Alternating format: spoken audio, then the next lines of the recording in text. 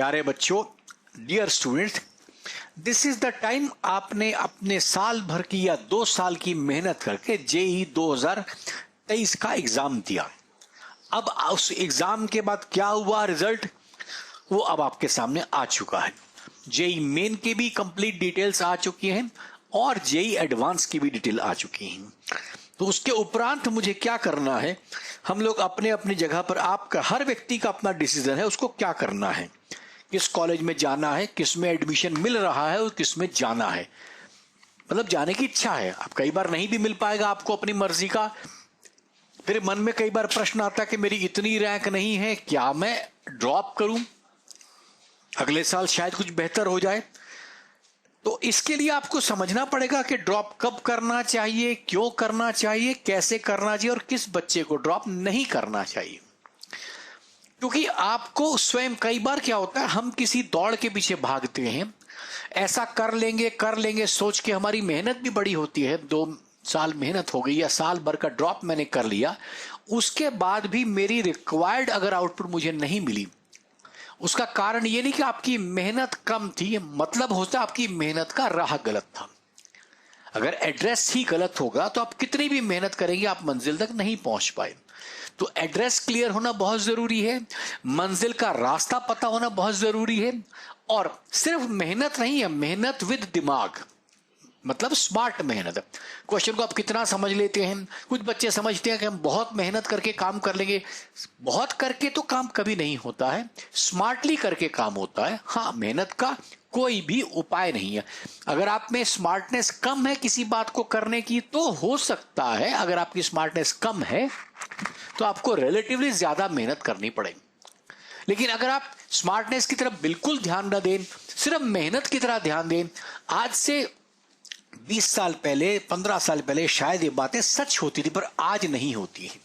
इसलिए हमें इस बात को पूरे डिटेल में, पूरे तहम्मुल में समझने की जरूरत है कि हम क्या करें। आइए हम ये समझ लेते हैं कि टोटल जेई में जो लोग अपीयर किए हैं इस बार, कहते हैं 9% पिछले साल से लोग बढ़ गए हैं, 11.25 लाख के आसपास हो चुके हैं। अब ये कहीं 11 लाख 21 हजार भी हो सकता है, 32 भी हो सकता है। अगले साल लगभग ये 11.5 लाख होने की उम्मीद है, पर ये फिक्स नहीं है, हो सकता है 11 लाख हो जाए, लेकिन लगभग इसी रेंज में लोगों ने जेई में अपीयर करना है। पिछले साल से 9% लोग बढ़े हैं। तो ये आपको समझना चाहिए कि जेई में इतने ज्यादा लोग बैठा करते हैं। हालांकि मेडिकल में 20 लाख को क्रॉस कर जाते हैं जो लोग नीट को देते हैं, तो वो एक अलग स्टोरी है, ये एक अलग। दोनों को आपको समझना है कि क्या सक्सेस रेट आपके साथ होता है, ये भी आपको माइंड में क्लियर होना बहुत जरूरी है। अब हम समझ लेते हैं कि इसमें आईआईटी में कदर कुल सीटें मेरी 16,500 है, जिसमें से भी अगर जो कैटेगरी के लोग हैं उनका रिजर्वेशन है, क्योंकि गर्ल्स का अपना रिजर्वेशन है, एससी एसटी ओबीसी का अपना रिजर्वेशन है, जनरल कैटेगरी का अपना तरीका है।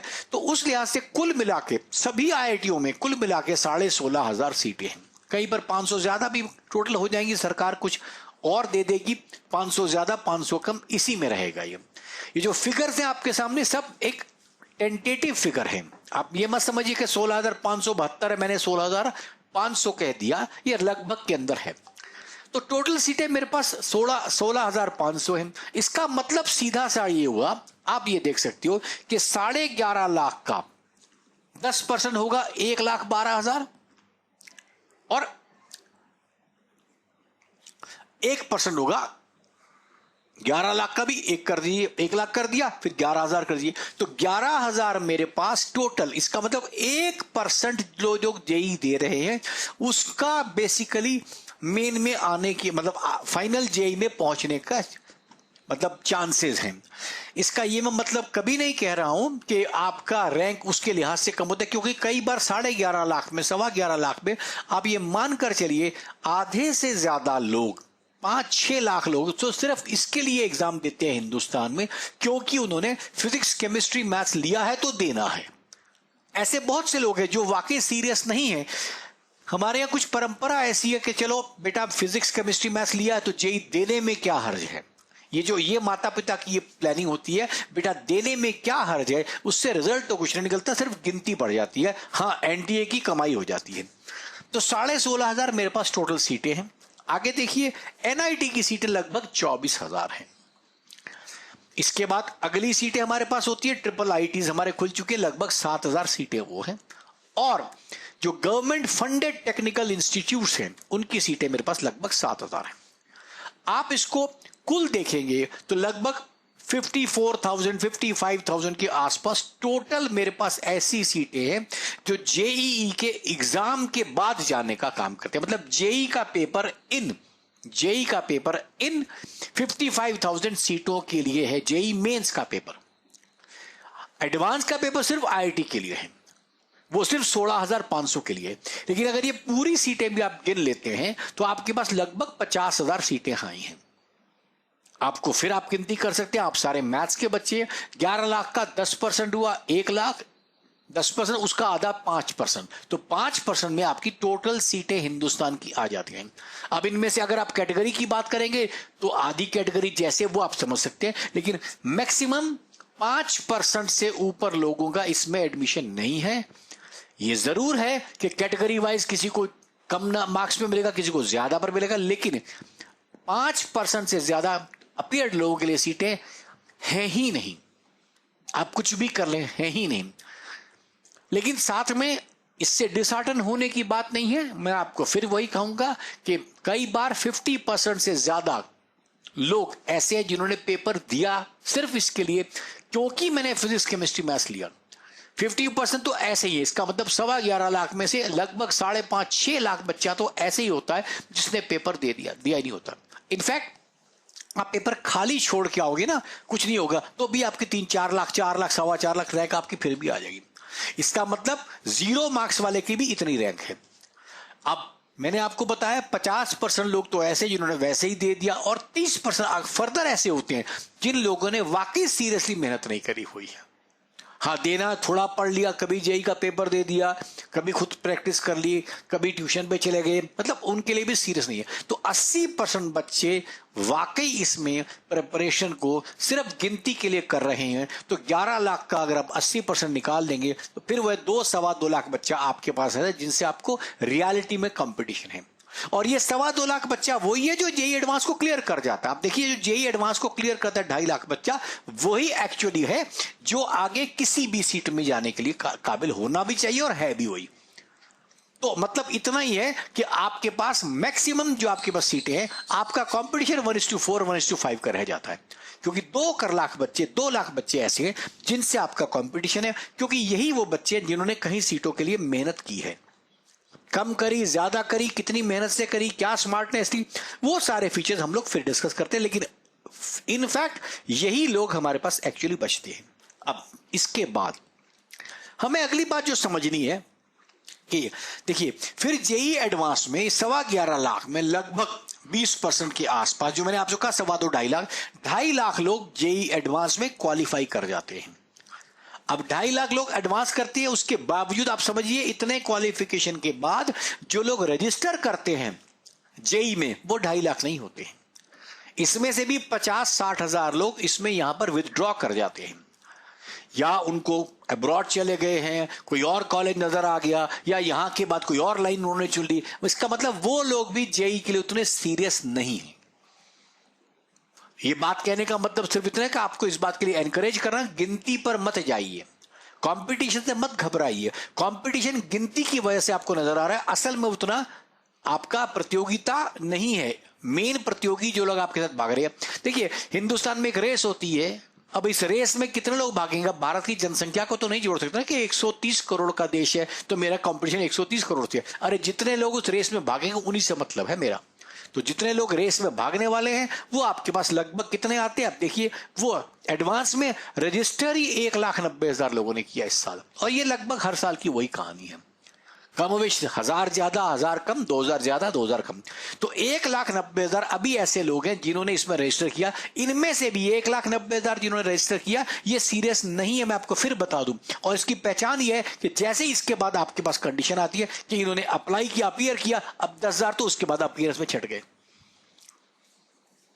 अब ये जो 1,80,000 बच जाते हैं, इनमें से देखो कैसे होता है, मैं आपको क्यों कहूं। देखो, जो 2.5 लाख क्वालिफाई करते हैं ना, उनमें से बहुत से, आपको मैंने बताया 2.5 लाख लोग के आसपास सीरियस होते हैं। इनमें से बहुत से लोग ऐसे भी जो सीरियस नहीं हैं। आईआईटी में जाने के लिए, लेकिन अचानक से उनका नंबर आ गया और उन्होंने कहा अच्छा यार अब आई गया है जेई मेन तो चलो एडवांस भी दे देते हैं। वो लोग भी वो होते हैं, उनको पता होता है कि होना कुछ नहीं। क्योंकि आप देखिए ना, ऐसे समझिए कि 300 नंबर के आसपास का आपके पास जेई का पेपर है। पहले 360 का था, कभी आगे पीछे कम ज्यादा हो सकता है, 330 का बन सकता है अगले साल, कुछ भी हो सकता है।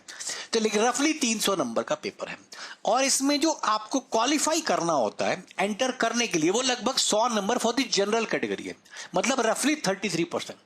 जबकि बोर्ड में आपके 95 98 आए उसकी भी वैल्यू नहीं, क्योंकि हर गली मोहल्ले में 95 98 नंबर बढ़ रहे हैं, आप खुद जानते हैं। तो बोर्ड में 98 आए थे, यहां पर 30 नहीं आ पाते। इसका मतलब इसके अंदर लोगों की, ये नहीं कह सकता लोगों की पढ़ाई गलत है और मेथड गलत है, कई बार कॉन्सेप्ट का इश्यू है और कई बार लोग जेई को सीरियस लेते नहीं है। तो बहुत सी जनता उस टाइप के जो जेई को सीरियस लेती नहीं है। आपको अंदाजा लग सकता है कि अगर 1,90,000 में 10,000 तो वहीं ड्रॉप करके, जितनी टोटल आईआईटी में सीटें हैं उतने तो वहीं ड्रॉप कर जाते हैं।